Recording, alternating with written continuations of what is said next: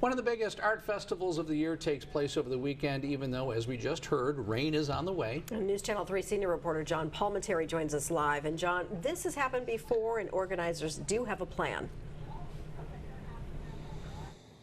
And this event began in 1987, and if you recall, in the second year, it had a pretty good shot of rain. And what they learned back there is that the artwork that was wet, when it dried, it came back to life, and the images appeared with just a little bit of touch-up needed.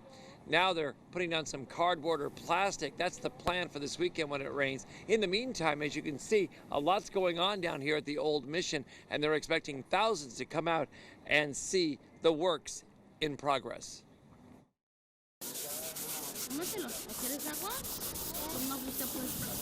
Carefully crafting on their hands and knees, artists are making images appear on the asphalt in front of the historic Santa Barbara Mission. This is the first chalk festival in the nation, so it's the mother festival of, the United States. Sharon Chan is the featured artist. The local resident has been in festivals around the world. This year, her drawing will not come from a picture, but from an original concept. And I love dance, therefore I found 3 the most angelic looking ballerinas and put wings on them, and therefore they are now angels, and they're in front of the mission. The event benefits the Children's Creative Project through Santa Barbara County Schools. It brings art to 50,000 children at 80 schools. Kids visiting today were intrigued by the work. They get to see something from the beginning to the end. And I think that's a rare opportunity these days to see how something is created.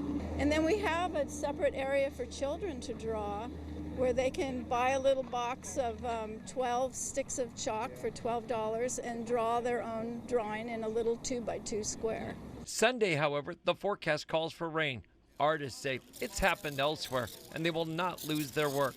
What happens is the chalk will sink into the pavement, so it'll disappear. But then once it's dry, once the pavement is dry, the chalk comes back up again and it looks, quite normal. And it is street painting, and so it is meant to be exposed to the elements. Well, Saturday night I am going to be covering it with cardboard first, and then plastic, and then taping it down with Gorilla Tape. That will preserve a good deal of it.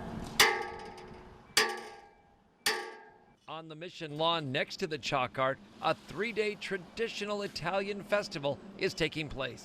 It's all Italian food, gelato, lemon rosemary barbecue chicken, pasta, antipasti salad, calamari, coffees, and snow cones, or Italian ice. Madonnari is in its 33rd year.